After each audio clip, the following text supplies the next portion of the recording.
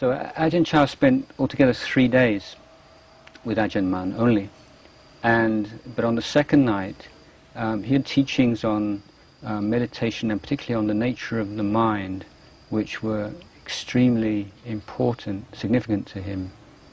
And one of his teachings is that Ajahn Mun stressed the importance of seeing the difference between the mind, the sense of knowing, the awareness, and mental states, or we call arom.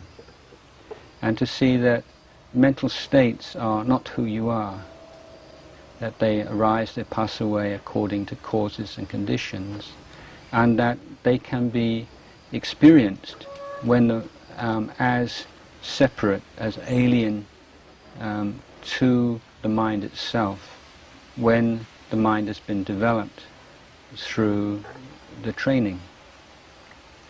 And that way of looking at the mind and looking at experience, I don't know whether it was the first time that Ajahn Chah, maybe not, I mean, but it got through to him and affected him in a way that it never had before.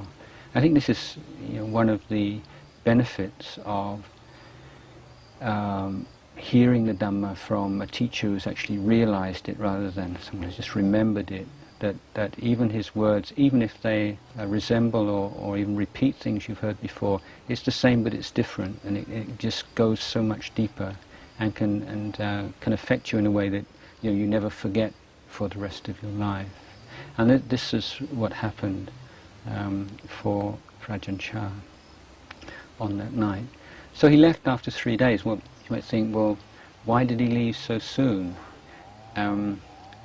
There's a verse in the Dhammapada about the tongue recognizing the taste of the soup straight away. You don't have to eat bowls and bowls of soup before you know the taste. And he was saying, he said it's like if you've got your eyes open, you can see something. If your eyes closed, if you're blind, no matter how long you're in the presence of something beautiful, you don't see it. So he didn't think that he really needed any more, and that was very much Ajahn Chah's way. He wasn't someone who liked to stay with teachers for a long time and ask a lot of questions. He was someone who liked to listen, to observe, and to absorb, and then go away and take it away and reflect on it and practice accordingly. And I think that also, in a way, affected his style of teaching himself, that he would always be instructing his own pupils to not just to expect to be spoon-fed the teachings all the time, but really to be looking and learning and observing and taking what you do here and take it away and develop it, reflect on it further. How many years or how many pansa by the time that Ajahn Chah met Luang Pu Man at this time? So that would have been after his eighth pansa, I think. Yeah.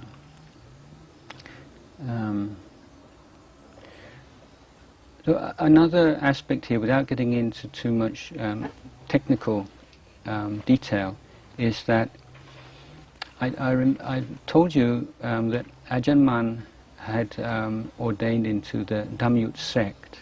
So that reform group established by King Mongkut had over the course of time become a sect. So the monastic order is 2 sects, the Mahanikaya sect and the Dhammyut sect.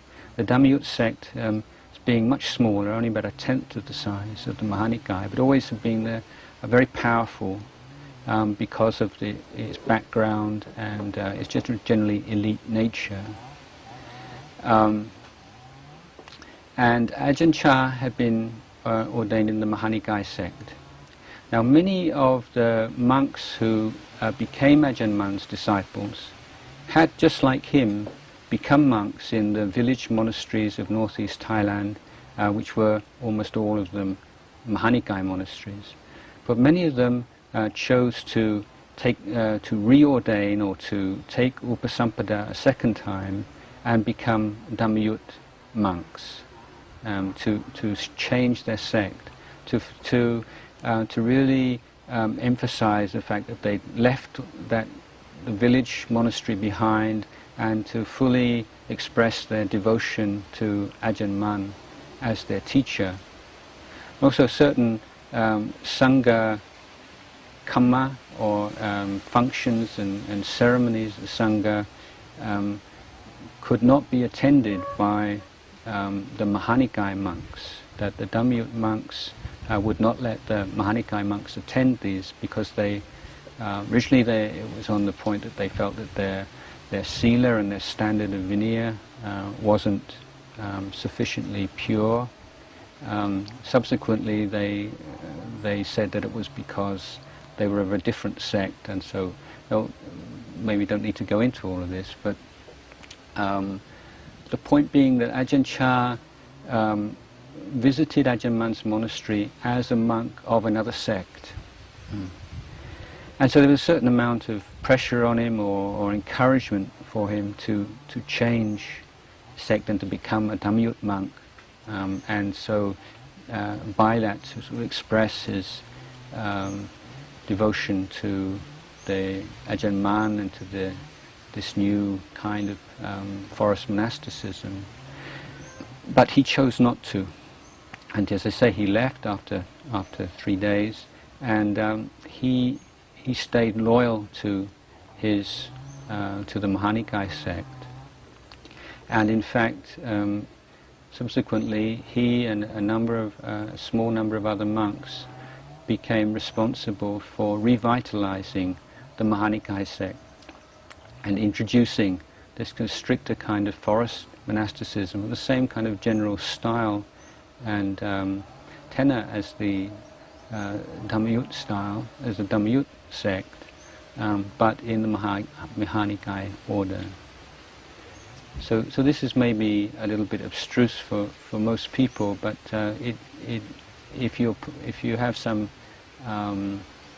contact, interest in Thai Buddhism as a whole, it's quite an important point historically.